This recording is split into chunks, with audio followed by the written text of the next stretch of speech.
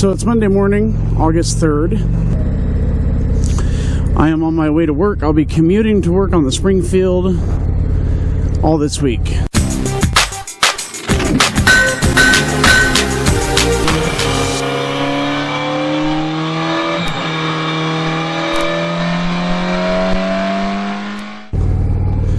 We haven't really had occasion to do this sort of thing on the Springfield yet, because Carrie has mostly been working from home for the last 2 months, and I have just been off. So I just wanted to record this next segment real quick to show you just how bright the lights are on this Springfield. I'm out here on this dark road, and as you can see, there's not a lot of light out here. And then, so we're going to go ahead and turn the bike on, hit the power button. All the display comes on, pulling the clutch, fire it up. Boom, there's the headlight, right? So then we'll turn on the high beams. There's the high beams. And they're so high, you can't really even see them back here. And then let's hit these driving lights. Look at that. So that's high beams and driving lights there. I'm going to turn the high beams off and head out. You can see that it just illuminates a huge swath of night. And turn on those brights. There's the brights again.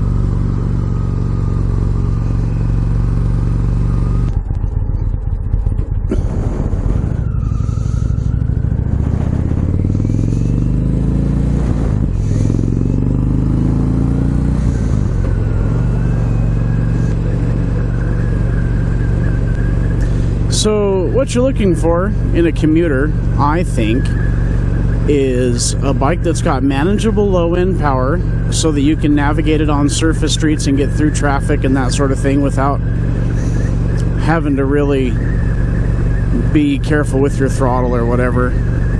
But also something that's got enough power that you can be relaxed on the freeway or maintaining speeds for a while and be comfortable. You're also looking for something with some storage space to it. Take a laptop to work, take your lunch bag, whatever it is you're carrying. In my case today, it's just a thermos full of coffee and a mug to drink it out of. I'll leave the mug at work and then just carry the coffee back and forth every day. I don't usually take a lunch with me to work. If I get hungry, I usually just go pick something up.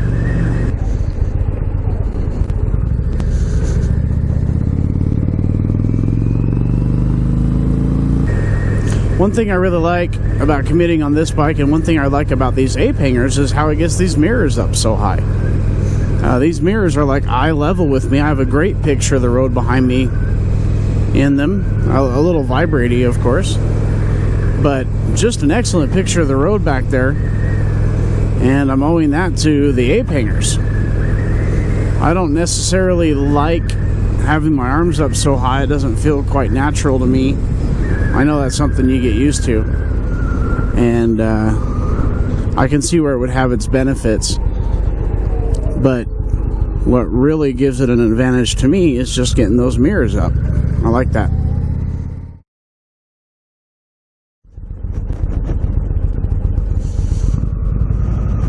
So here we are commuting home from my job, from work, on the 2020 Indian Springfield Dark Horse. See how it manages some city traffic. Interested to see that rear cylinder deactivation kick in. It's pretty hot today. It's supposed to be like 98 degrees or something. And I'm sure we'll be up to operating temps in just a couple of miles here. So in the stop and go, we should start to see that cylinder deactivation kicking in. We may also get to do some filtering on the Springfield and see how it is for that. I'm sure it'll be fine.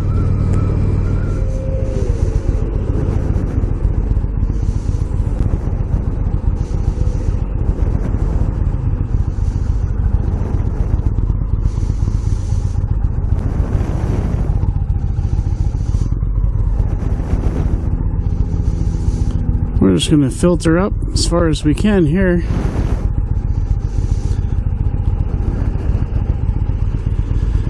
Watch these mirrors.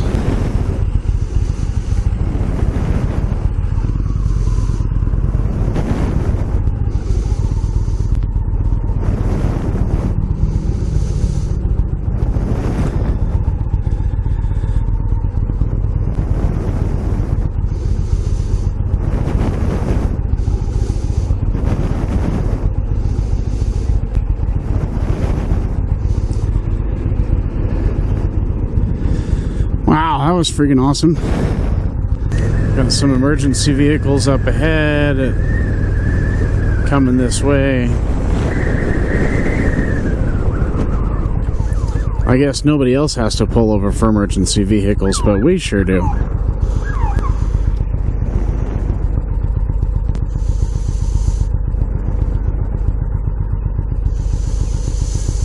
The bank? Well, that can't be good. Probably heat stroke. It's so goddamn hot out here.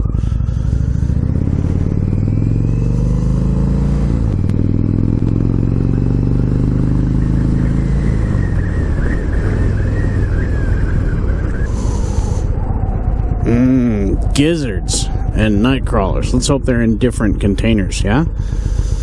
I'll just keep all that in the same refrigerator. Save time and save space.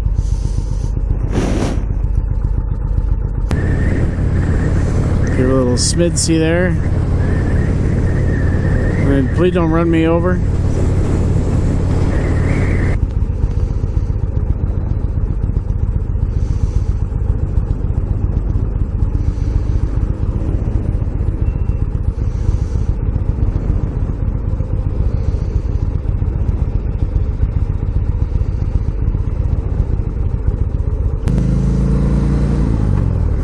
Clutch pull is kind of heavy to sit and hold all day. You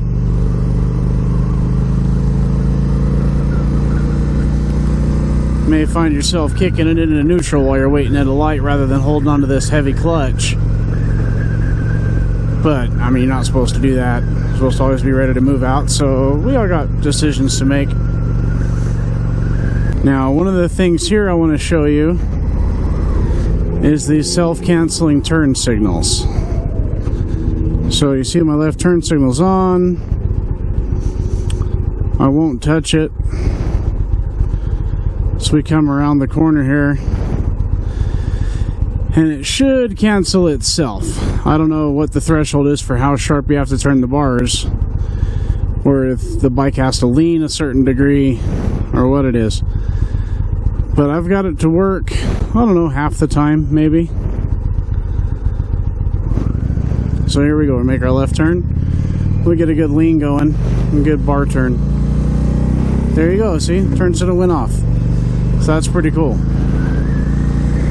Now it's also got a neat thing that the turn signals do for making a lane change. So instead of pushing on the turn signal and holding it, or making your lane change and then having to cancel your turn signal, if you just hold the button down for 3 seconds, like so, turn signal comes on, make your lane change, you let the button go, turn signal goes off. So that's if you hold that switch for up to 3 seconds, then it won't leave the turn signal on. It just keeps it on while you've got the button pressed or pushed. It comes off when you let go. That's pretty cool. Just one less thing to have to think about. So as you can see, it's pretty relaxed around town. Whoa. What's going on here?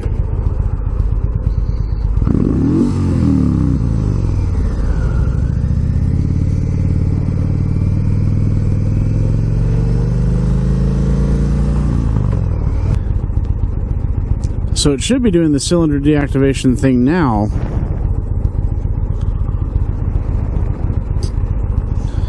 Maybe it just doesn't show the signal for it every time, but it shuts off that rear cylinder and uses it as an air pump. Shuts off injection to the cylinder, I should say. So it's a, I think they call it wasted spark. So the spark plug continues to fire. It just shuts off injection to that cylinder. And it's not really supposed to be a fuel mileage thing, that cylinder deactivation is just supposed to keep the motor from just dumping heat out on you. That's the idea. I have not noticed the cylinder deactivation kick in at all. So I'm sure it has been. I mean, it's designed to do it. So I'm sure it has been. It must just not be very noticeable, which is a good thing. Something like that should be seamless.